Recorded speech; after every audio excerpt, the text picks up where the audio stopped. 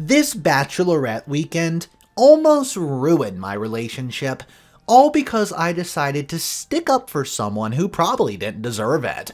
Let's start from the beginning though. My name's Mr. Reddito, and I have a crazy story for you. Let's jump right in it. I never wanted to go to that bachelorette weekend. I felt like if I just followed my instincts, I would not have been caught up in all this mess. What's worse is that the people who were responsible did not even suffer for what they did. Now, I was forced to make a huge sacrifice just to prove my innocence after things have escalated to the point of no return. And this was all because of a woman who did not know what she wanted, even after I asked her if she wanted to get married to this man, and she loved him. I was forced to keep quiet about what I thought about her getting married, because I knew her mother would start accusing me of not wanting my cousin to also get married, even though I was getting married. In this family, everyone just does what they want, and they do not correct each other when they're wrong. I also used to be like that, but as I grew older, I realized that it's best to just be blunt with someone if you see that they're making a wrong decision. It was not that there was anything wrong with this man she's getting married to, or even her. It was that everything was so sudden, and I've seen them together. They did not seem like a couple who were in love. They barely make eye contact, and disagree often, though they never fought publicly. I felt that Helena was just bowing down to peer pressure, since most of the people our age are getting married. And since our town's a bit small and people are still holding on to the idea that marriage is what makes a person happy in life, the pressure is too much. Even though she was 25, I felt she had not emotionally matured enough to marry, but who was I? I could not be seen as the jealous cousin who did not want to support her, so I ended up going to the bachelorette weekend out of town. I did not fit in with the friends she brought, who were down to the party until the early wee hours of the morning. I was usually in bed by 10 p.m. every night, occasionally having a glass of wine. Nonetheless, the weekend was fun, even though I was the designated mom who made sure they did not disappear and lose their stuff. Unfortunately, my very drunk cousin dropped her phone in the toilet. I offered to lend her my phone for the rest of the time, since she still needed to finalize some last-minute arrangements, as her wedding's coming next week. We decided to be the bachelorette weekend a week before the wedding, as that was when people's calendars were not clashing. Either way, I gave her my phone to use occasionally because, well, I did not have much to do with it besides texting my husband. It was an eventful weekend, but I'll not get into the specifics of the weekend as it'll lead to a whole separate story. You know how those kind of things usually turn out. We really ended up ruining my whole week was the aftermath of the party, because things were happening that I did not pay attention to. She disappeared for several hours on the day we were supposed to be headed home, but when she came back, her mood was very sour. She was snapping at everyone. I thought it was just wedding jitters, so when we were back driving home, and the other two people in the car were asleep, I asked her if she wanted to talk about what was bothering her. She asked what could bother her since everything's so perfect and she's getting married. She's just tired, she says. I truly cared about her and has been in that position years before. I knew what a stressful thing that was. You know, with the arrangements and fights that usually happen. Well, either way, I told her that if she felt like it was too much, she could come to me for some advice, or just rant, and that was the end of that. When I got home, I was so tired that I only greeted my husband and passed out, only to be awoken by someone banging on my bedroom door. It was late evening when I checked my phone. The person who was knocking on my bedroom door seemed to be very angry. However, I was much more mad because I had been so rudely awakened. I had work in a couple of hours, you know. So when I came out of my bedroom to find my sister-in-law screaming her head off and my husband trying to get her to calm down, I did not care about what was so urgent. I was beyond mad. Such that I told her to shut the heck up and come back tomorrow if it's so important, but she was killing me with her theatrics. Winona, Yeah, Winona is one of the most dramatic people that I know, who like to make a mountain out of a molehill. So I was not too alarmed. I truly believed that she was just bothering me because of some nonsense. Despite my warning her to not bother me then, she followed into my bedroom and grabbed my phone. She shouted for me to open it, which I did because I was so confused about what's happening. She started scrolling and reading something before she shoved the phone in front of me. It was an Instagram direct message on a chat with her husband. At first, I was shocked and my heart skipped a beat because I never sent a message to her husband on Instagram of all places, especially not to talk to him suggestively like in those messages. I felt sick just reading some of the stuff in the text message. My husband grabbed the phone before I could finish reading. He changed from looking angry to looking shocked, which was when he said, "Helena and my brother-in-law?" To which his sister replied that it was what she had been trying to tell him all along. I was just as shocked as my husband to find out that this was what she was doing. I told her not to go ahead with the wedding if she was not 100% sure about it. I was so angry and embarrassed because she is my family member, and what she did put me in a difficult position with my husband's sister. It did not end there though, because Winona was now hurling insults at me and accusing me of knowing and supporting this affair, just because my cousin logged in using my phone. She said that I was the one who set them up since she's my relative, and I always take her with me everywhere. That was the thing. I've never introduced those two, and I had no idea that they had any relationship except just being acquaintances. I tried to explain to my sister-in-law that I was not supporting this, but she did not want to hear it. She told me that I better make sure my cousin leaves her man alone, or she'll make sure her wedding would not happen.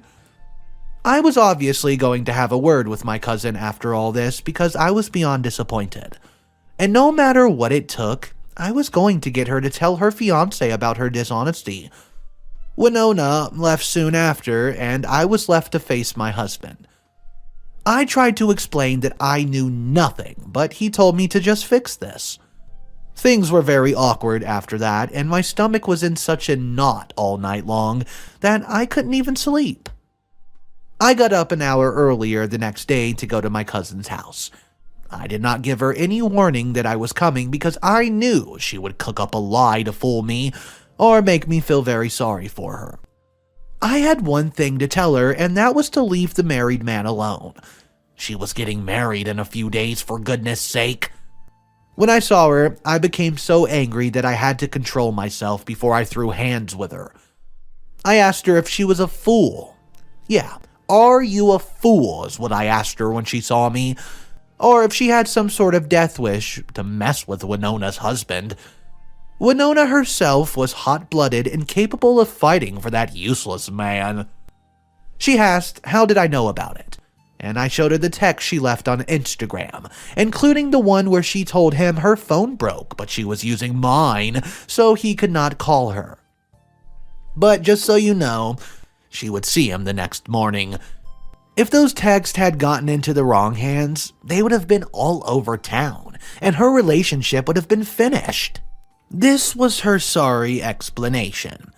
That it was harmless, but she still loved her fiancé. She was going to see her lover for the very last time on that day, but now she found out she was pregnant, and she was very sure that the child was his. I asked her what she wanted to do, and when she was going to tell her fiancé. She told me that she already decided to marry her fiancé, because her lover wanted nothing to do with the baby. Yeah, see? She was busy getting involved with the man who ran at the first sign of trouble. There was nothing much I could do to stop her. The decision was hers as long as she owned her truth before the wedding, which I doubted she was going to do. She had a favor to ask of me, though. She asked to use my card to pay for the medical bills, then she would transfer the money to me in a few days, since she did not have medical aid and she was broke. I did not want to be a part of this anymore, but seeing as this was probably the only way I could get this to end, or this mess to just sort itself out, I agreed. Unfortunately, I forgot that I do not like being alone, and all my statements go to my husband. It did not help that someone saw us when we went to the clinic and reported to Winona. My husband did not ask me about the bill since he did not want to be involved in this mess, and I knew he would never think I was up to anything bad. But someone must have seen us. Winona had spies everywhere because she was finding out about the termination. But before that, my cousin told her fiancé everything and they choose to continue with the wedding. I hoped she would be faithful from then on and never put me in a difficult position like that again. We had the wedding a couple of days later, but my sister-in-law did not attend for obvious reasons. She was still very angry over the whole issue, but at least she did not make much noise about it. I figured it was thanks to my husband who told me that he would speak to her and make everything okay. At least he did not blame me anymore and was still talking to me after he softened up. But if he found out about the abortion, he would not be too happy. I don't want to impose our own views on anyone, but seeing her give up a child was very difficult for me. But I could not exactly beg to let us raise the child now, could I? Not in those circumstances that child was made, but I sometimes think that there could have been a better way. I was busy stewing over the events of the week and was unable to enjoy the rest of the wedding, when suddenly someone came up to me really fast and slapped me. I looked to see a very angry Winona, who was barely making any sense. She was crying and angry at the same time, shouting that I wrecked her marriage. She was going off on tangents, speaking about things that I did not just understand or make sense. Like me using my cousin to cover up my sins. It took me a second to recover and gather my thoughts, but I finally got to shake her and ask her what she was coming to my cousin's wedding uninvited for. Her husband rushed behind her, looking scared for his life and trying to get her to calm down. Now, everyone at the venue was looking at us and my cousin started crying. Her fiancé looked very confused about the matter. I would have expected him to be angry or something. I asked her to come sort out her mess because there's no way I was going to answer for a thing I did not know. Winona told me to stop lying because she knew about the baby. Someone saw me at the clinic getting the termination. To this day, I'll never know who told her that and how she came to such a conclusion, but she's now believed that I was the one sleeping with her husband and not my cousin. I don't blame her for grasping at straws, but I do blame her for fighting everyone except her husband, who's the one who cheated on her. My cousin refused to admit her sins, even though I begged her to do so. She turned on me. She turned on me with no shame at all in her eyes, and said she knew nothing about this woman and that I was ruining her wedding. After all I had done for her, she was putting me under the bus, running me over to save her life. And her fiancé just stood there defending her honor. That was when it all came together. She did not tell him about the affair. She lied to me so I would not expose her, and so I would make the matter go away without any hassle. And I fell for it like the fool that I am. My sister-in-law told my husband that I was a cheap woman, and he should never have married me, but was not prepared for his response when he said that I was right. That abortion was my cousin's and not mine. I could not fall pregnant. Something that we kept a secret as a couple because it's no one's business. I've always been like this, and he knew way before he married me. But no one else knew it. After my husband was my knight in shining armor and saved me, hell broke loose for Helena, who now had to answer to everyone, especially her fiancé who was very angry at her. She was completely shamed by her family and her in-laws, and there was no escape for her. She had to sit through it all. Even her mother, who usually had a lot to say, was speechless. She tried to beg. She was begging her husband to stay, but he was having none of it. He walked out of the wedding, and we did not see him for days after. My husband and I left soon after because of the stares of pity that we were starting to get after he revealed my condition to them.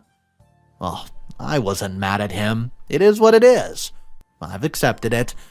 I'm just glad that she was exposed for what she did, and like the coward that she was, she left the town and blocked all of us on social media. I've not spoken to her since, but I did speak to her husband, well, now ex-husband, because he annulled the marriage as soon as he could. Oh, and she never paid me back for the money I lent her, of course. He said he saw some of the signs, but she lied to him up until the wedding day. The poor guy really loved her and did not deserve any of this. I should have told him when I got the chance. Eventually, everything blew over, and guess what? Winona did not leave her cheating husband. Oh no. She refuses to see that he is the problem, and he'll continue to cheat on her because he knows there's no consequences for his actions. I think the craziest part about this entire story, if it was not for OP's hidden infertility problems, OP would have been the one to be thrown under the bus, with no chance of explaining herself, and man, what a different ending it could have been. That's the scary thing. Only one little factor made this story how it ended. Let me know your thoughts on it, guys. Drop your opinions down below, and let's talk about this story, because oh man, this was a crazy one. I still have one more story for us to look at today, and it's an Am I the A-hole story. Am I the a-hole for telling my fiancé she can either have me at our wedding or her best friend and their dogs? Or we just get married at the courthouse, because this is ridiculous. Let's start from the beginning. Jessica and I are 29. We're getting married next year. We've been doing the wedding planning, got places and things picked out. It's been going good. Until we hit this snag. Abby is Jessica's best friend and maid of honor. Both love dogs, and they both have dogs.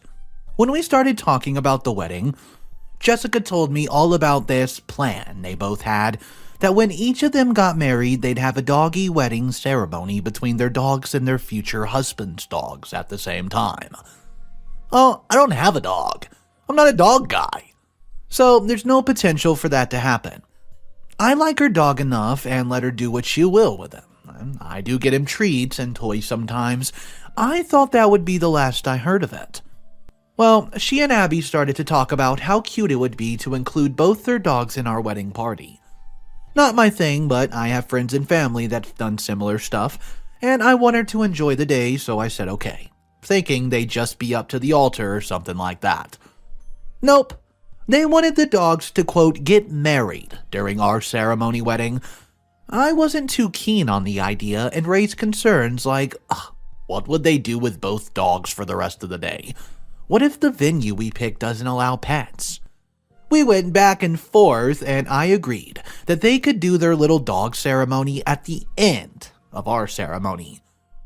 Couple weeks later, Jessica and Abby bring it up again. They want to be at the reception to be dedicated their dog's friendship.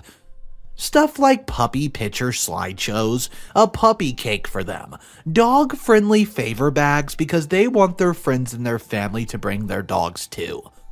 I told them no, that I already made one compromise on the issue, and I don't want a bunch of dogs around for one entire wedding and reception, and that if they did that, we'd have to find an all-new venue probably. I reminded her that she was near the limit of what she could contribute towards our wedding funds, and I'd be paying the rest. I don't want to pay extra for stuff of a bunch of dogs.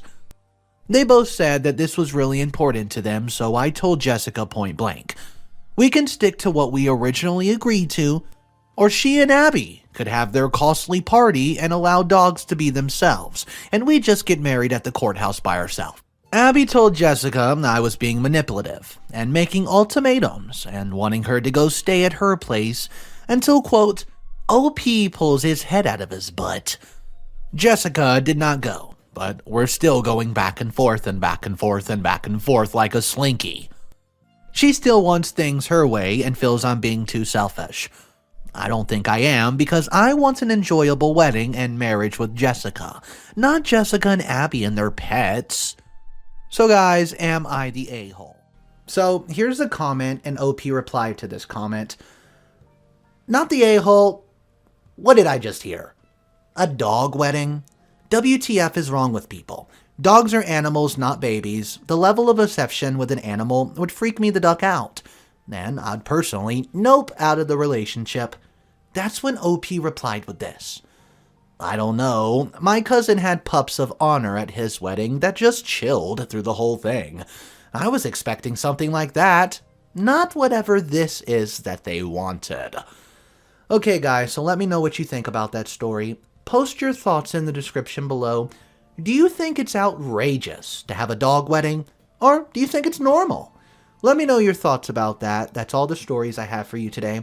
Don't forget to check out the new channel in the description below for daily videos. And I'll see you guys in the next one.